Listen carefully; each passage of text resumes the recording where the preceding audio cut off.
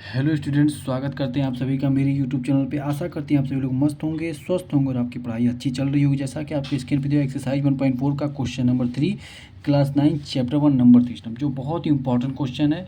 इसके बारे में जो शुरुआत में मैंने क्या कहते हैं इंट्रोडक्शन दिया था वीडियो का, तो मैंने इसके बारे में भी चर्चा किया था कि पाई क्यों इरेशनल होता है और 22/7 क्यों इरेशनल होता है। इसके बारे में मैंने बताया था। यहाँ पर वही बात आ गई है, इसको अच्छे से समझते हैं। ठीक है, recall pi is defined as the ratio of circumference C of a circle to its diameter. देखिए, सबसे पहले आपको सी का मतलब होता है क्या है, सर्कमफ्रेंस ऑफ अ सर्कल, यही होता है। ठीक है, अब सर्कमफ्रेंस ऑफ सर्कल क्या होता है ये भी जान लीजिए।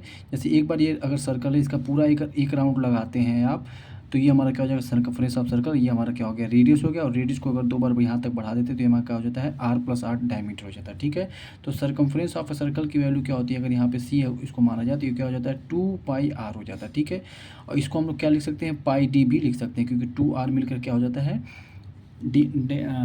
डायमीटर हो जाता है। ठीक है, अब ध्यान से समझेंगे अगर, तो पाई इजकल टू क्या हो जाता है, d/c हो जाता है। ठीक है, d/c हो जाता है। ठीक है, मतलब ये सॉरी c/d हो जाता है। ठीक है, यहाँ पे ध्यान दीजिएगा, c/ क्या हो जाता है, d हो जाता है। Clear.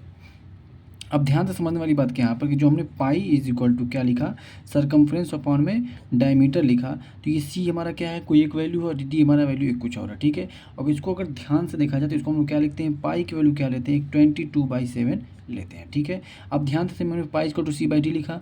This seems to contradict the fact that pi is irrational. How will resolve this contradiction. सबसे पहली बात कि यहाँ कोई कॉन्ट्राडिक्शन है नहीं। हम लोग क्या करते हैं, दीज आर, इसको लिखते कैसे समझिएगा इसको, दीज आर अप्रॉक्सीमेटली वैल्यू। ठीक है, अप्रॉक्सी, या आप लिख सकते हैं अप्रॉक्सीमेटेड वैल्यू ऑफ पाई। ठीक है, कैसे लिखेंगे देखिए, इसको भी मैं लिख दे रहा हूँ। अगर आप ध्यान से देखेंगे तो पाई की वैल्यू क्या होती है, मैंने एक बार आपको बताया भी था। पाई की वैल्यू होती है 3.1415926 dot dot dot dot dot, ये चलता चला जाता है। इसका मतलब क्या है, नॉन टर्मिनेटिंग है ये।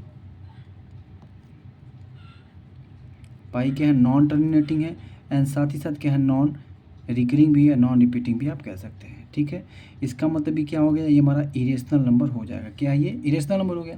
और अगर आप पाई 22/7 को अगर आप सॉल्व करते हैं तो इसकी वैल्यू क्या आती है, इसकी वैल्यू आती है 3.142857, और इसके ऊपर बार लग जाता है। इसका मतलब हमारा क्या हो जाता है, रेशनल नंबर हो जाता है। ठीक है, तो यहाँ पर सीधा सीधा एक क्लियर कट है। यहाँ पर क्या है कि ये इसकी है, देखिए 3.14 है, यहाँ पे भी 3.14 है, इसीलिए इसको हम लोग क्या मान लेते हैं, these are approximate value of pi. मतलब क्या है, अप्रॉक्सीमेट होने की वजह से इसको हमने क्या मान लिया, इसके इक्वल मान लिया। ठीक है, क्यों मान लिया, बिकॉज ये वी टेक